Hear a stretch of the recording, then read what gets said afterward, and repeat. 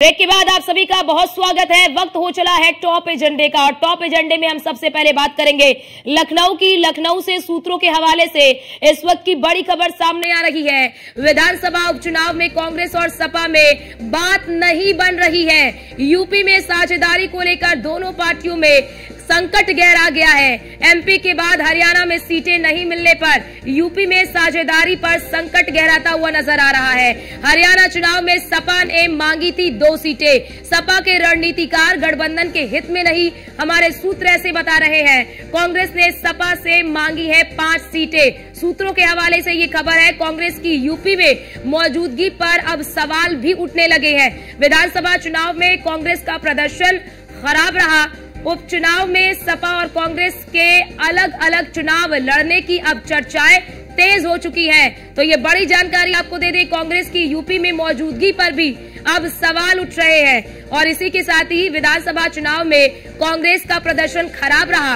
आपको पता होगा कि विधानसभा में कांग्रेस की क्या हालत है और उपचुनाव में सपा और कांग्रेस के अलग अलग चुनाव लड़ने की अब चर्चाएं जो है वो तेज हो चुकी है। लखनऊ से सूत्रों के हवाले से इस वक्त की ये बड़ी खबर सामने आ रही है।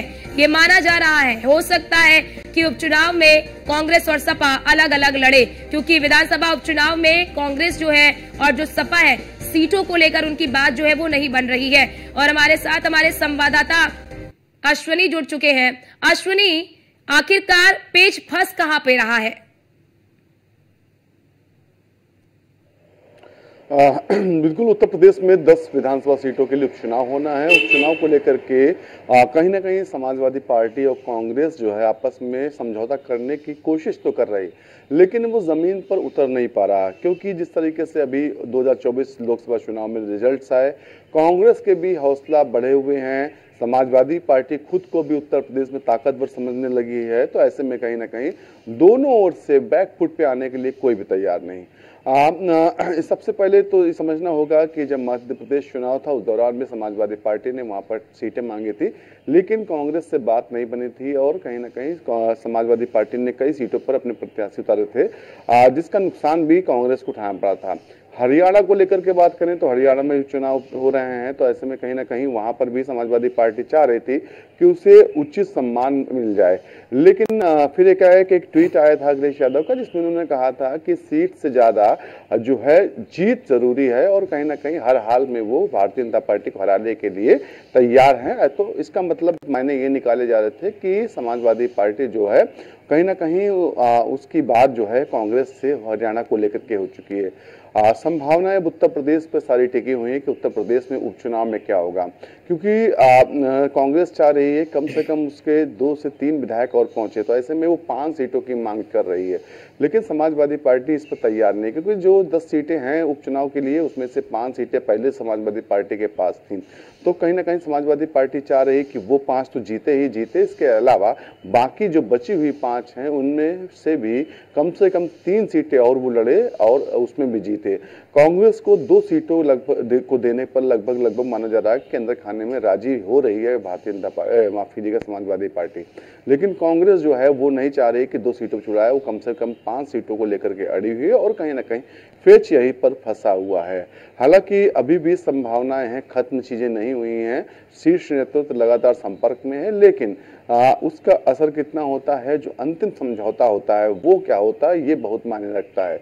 क्योंकि कांग्रेस को कहीं ना कहीं अब इस चीज का ऐसा लग रहा है कि उत्तर प्रदेश में उसके बिना समाजवादी पार्टी नहीं लड़ पाएगी और कहीं थोड़ा इसको समझना होगा सही भी है, क्योंकि अगर कांग्रेस अलग लड़ती है तो निश्चित तौर पर कहीं ना कहीं वोटों का बिखराव होगा। खास तौर पर जो मुस्लिम वोट है उसमें कहीं ना कहीं सेंधमारी होगी, तो ऐसे में कहीं सीधे तौर पर समाजवादी पार्टी का नुकसान होगा। तो समाजवादी पार्टी भी बड़े फूक कदम रख रही है और चाह रही है कि कांग्रेस साथ में रहे, लेकिन उनकी शर्तों पर। जी अश्विनी, क्या अब इस पूरे सीट मामले को लेकर या फिर कह लीजिए कि इस गठबंधन को लेकर और सीट शेयरिंग को लेकर अब क्या ही माना जाए कि राहुल गांधी और अखिलेश यादव जो है एक दूसरे से बातचीत कर सकते हैं, अगर इतनी ज्यादा समस्याएं आ रही हैं, इतनी ज्यादा दिक्कतें आ रही हैं तो?